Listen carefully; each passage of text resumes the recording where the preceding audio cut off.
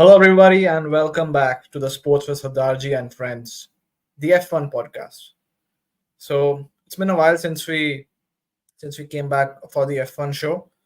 As you can see, it's just me today. Pratyush is out for other commitments, but as you always know, it's not about us. It's about us as well as our viewers who watch the show, who comment on the show as well. I think we're coming back after the last Grand Prix in Italy, where we saw a Ferrari resurgence and Charles Leclerc winning his, or I would say, Ferrari's home race, and Ferrari especially having a very strong showing, followed by McLaren and then a Mercedes and Red Bull.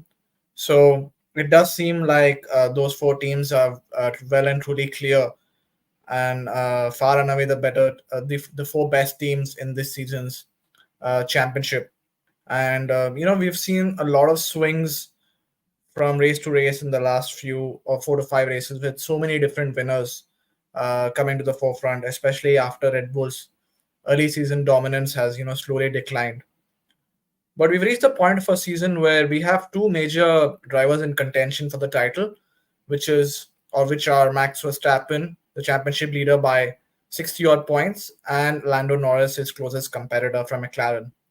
So on the back of last week's Italian Grand Prix, where Lando Norris finished second and Max Verstappen finished sixth, so Lando Norris was able to cut the gap by a few points to Verstappen, making the championship a little more interesting for all the fans, and especially the constructors' championship, making that a well and truly entertaining ball game now, with a lot of different drivers contributing to their teams.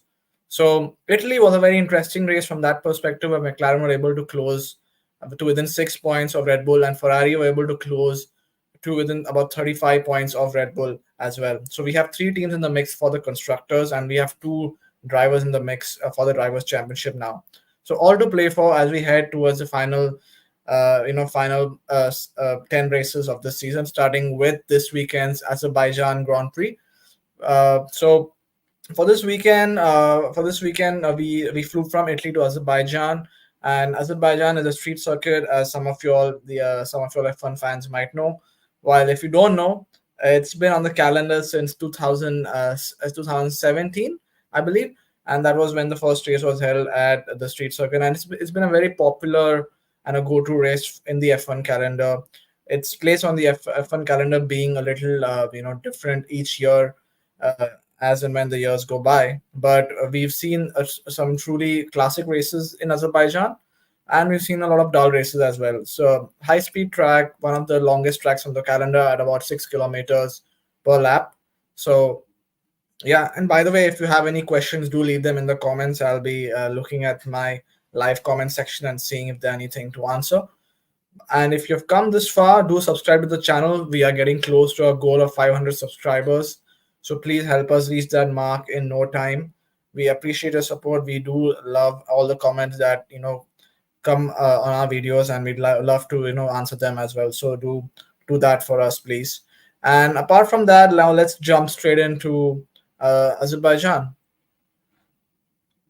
So we had our first two practice sessions today on Friday, which is FP1 and FP2, and we've seen that a different range of teams coming out on top in both these sessions. So let me try to bring up something here in terms of my screen especially. So yeah, let me try to walk or talk you through the results section of FP1 especially, and FP2 later on. So we've seen a lot of different teams in the mix so far in both these practice sessions. We've seen Red Bull, trying to come up strong as well. Especially with Max Verstappen in the first practice session. We saw Max Verstappen top of the timesheets, getting that lap in towards the end. But there's no clear cut contender at this point, I would say. There have been a lot of different drivers at the top of the timesheets in FP1 especially. But when it comes to a clear cut dominant driver at this point in both these practice sessions, we've not seen either of those. We've not seen a single driver as such dominate in either of those practice sessions yet. But So we've got obviously those four teams who are going to contend again this weekend. That's going to be the top four in McLaren, Mercedes, Ferrari, and Red Bull. So it definitely is something of a Red Bull track. Over the past few years, we've seen Red Bull doing very well on this track. So especially with Max Verstappen and Sergio Perez, especially now his reputation is at stake. He has been called the king of street circuits by his own boss, and his own boss is looking forward, Christian Horner basically is looking forward to him performing well on these tracks.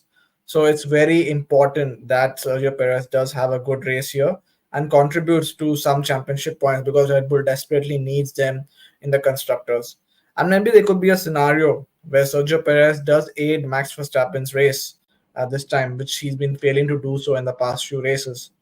So we saw a good showing from Sergio Perez as well in FP1 at P3, while we also saw Lewis Hamilton doing very well in the McLaren. In the Mercedes, I beg your pardon. Sorry, I went back to 2007 and 8. So Lewis Hamilton finishing P2 in FP1. So that does seem promising for Mercedes. It does seem like if I just bring up my screen here, it does seem that Mercedes do intend to use their old floor again for this weekend, considering that the new floor was not very effective over the last couple of races. So yeah, I mean this is basically the gaps, right to Verstappen at the front. So as you can see, not much in it. Three turns in Baku is definitely not something that a team cannot overcome or driver cannot overcome, considering the long straights and the time you can make up, especially in sector 3 based on uh, you know your rear wing configuration as well. So basically a good session for Red Bull and Mercedes as well, and Lewis Hamilton. And then I would say McLaren and Ferrari, they're coming up with the next set of timing, which is Norris, Sainz, and Piastri. So I guess McLaren, Ferrari did get their eye in this practice session. We also saw Charles Leclerc going off, and that's the reason you don't see his name anywhere in this top 10. So we saw Leclerc going off. We saw Leclerc going off in the near the castle section, like he typically does in Baku. So not a session for Charles Leclerc to remember. So not much of interesting insights Ferrari could gather from that session, especially in terms of only science being there and only one driver being there compared to if they had two of them as well. So I mean Charles needs to definitely work on not crashing in Baku. That'll be important for him and his team in the constructors as well. So apart from that, the notable results for Fernando Alonso, obviously Aston Martin signing Adrian Newey. We'll definitely break that move down in another video, but a little take of mine on this is that Newey will definitely come and do wonders at Aston Martin. He was a very well sought after person. Ferrari were interested in him. McLaren also did show they interested in him, but apparently or ultimately he did sign with Aston Martin for a huge contract, as well as the designation of a technical partner, which means he will be working alongside the boss itself, or will be reporting directly to the boss, Lawrence Stroll. So it does seem like that move could g up a lot of confidence in the Aston Martin camp, and Fernando Alonso especially needs it, considering the team as well as him have been having a wretched few races, especially from the opening parts of the season. So it's important that they get a good result here, and it does seem like the car is working well, which sees him seventh. I think George Russell definitely off pace in his Mercedes, so it will be interesting to see how he recovers from that. So that's FP1 for you. Whereas if we move to FP2, we saw that Charles Leclerc did indeed recover from his crash in FP1 and did take the top spot in FP2, but not much in it. As you can see, Perez here just 600ths of a second behind him, and Lewis Hamilton 66 hundredths of a second behind him. So extremely close between three different teams here. And as you can see, Sergio Perez, the king of street circuits, is back at it. That's the reason I would keep him, I guess. So definitely this name is very important to keep in mind for tomorrow's qualifying session, and we will see if he could repeat this in quali as well. But again, as you can see, the top four teams dominating the places, especially in top six. Notable omission from the top five is Max Verstappen, who finished a distant sixth. about 6 tenths behind Charles Leclerc. So after a very good first practice session, there seems to have kind of been a regression for Max Verstappen. But we'll keep an eye on that as to whether it was an engine setting or whether he did more longer laps compared to the others. Tomorrow we'll see how it goes in quali for tomorrow. But it does seem like they have Sergio Perez that they can finally trust upon for this race to at least pull out a good result in qualifying, which will definitely help Verstappen and the team and the constructors as well. And another notable name is George Russell, who definitely has not figured out his car. He there was a precautionary change of the power unit in the car, and that left him without much of a loss, soft tire or a short run, and I think he had to end his session early as well. So a bit of a double whammy for George in terms of a power unit change, but that meant he could also not get his ideal and optimum kind of a running and setup done before tomorrow's FP3 and quali. So it'll be interesting to see how Mercedes focus on George Russell's car compared to Lewis Hamilton, who's been having a very good weekend, a very good Friday, who's had a very good Friday so far. And Oliver Behrman especially is good to look at his performance over the weekend. He's come in as a replacement to Kevin Magnussen, who obviously is not there in this race. For those who are wondering where Kevin is, he's been given a one race ban for accumulating 10 penalty points on his license. And that's the reason Ollie Behrman has come in. So it'll be interesting to see if Behrman can actually pull out a good result this time in the Haas compared to his very good performance in Saudi Arabia when he replaced Carlos Sainz. And I think that's about the notable results from FP2. Obviously, Lando Norris did have a problem, and that's the reason why he did not do many short runs. McLaren mostly focused on long runs for Norris in the session. A little curious, but maybe that's how they wanted to go about it, considering how confident they are in their short run pace. So that'll be interesting to see how Norris does well tomorrow. Yep, I think that's about it from FP1 and FP2. So we saw a mix of different drivers, competing for those top spots in FP1 and FP2.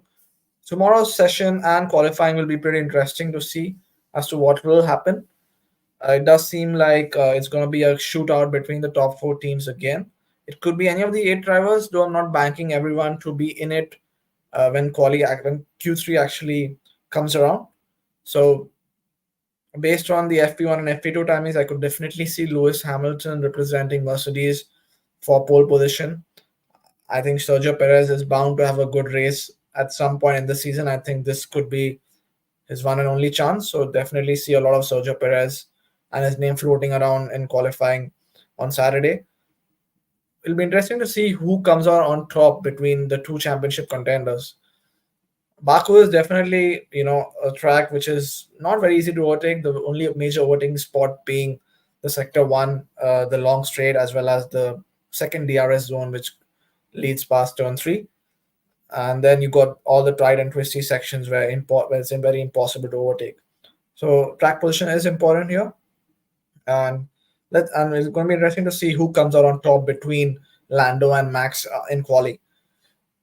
When it comes to the teammates, Piastri and Sergio Perez will definitely have a lot to say. I think McLaren did finally mention that Lando Norris will be considered or will be favored over Oscar Piastri going forward in the remaining races. So, in terms of that, it does seem like Lando has to, live up to that reputation of him being the number one right now and the team favoring him over Oscar based on his positioning in the championship.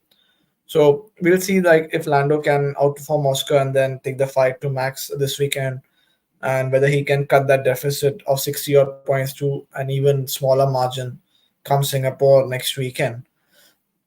And apart from that, we'll have to see who's the best of the rest, because it's been quite a topsy turvy season for the rest of the teams in terms of who's in the Formula B kind of a bracket at this point.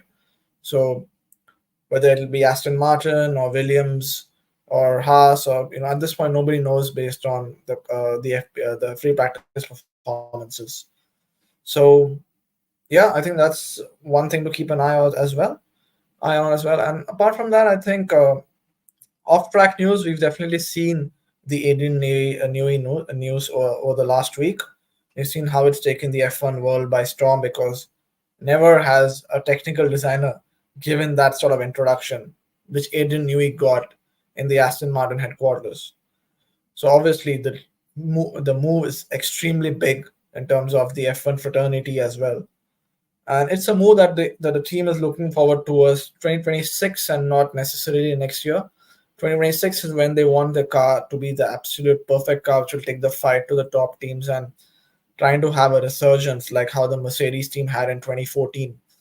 I think that's what is on their minds, and Aston Martin has got a lot of bright and talented minds from different teams at this point, and now it's on them to make to use them to their best of abilities and produce the best car for say a farewell Fernando season or maybe a who knows a Lance Stroll championship season, which is like I would have never thought about a few years back, but here we are. So yeah, Adrian Newey and Aston Martin, that's going to be one hell of a ride for sure. And I think that is it from our Azerbaijan preview. We are going to be back after the race on Sunday. We hope it's going to be another exciting one, like all of these races have shown to be over the past few months.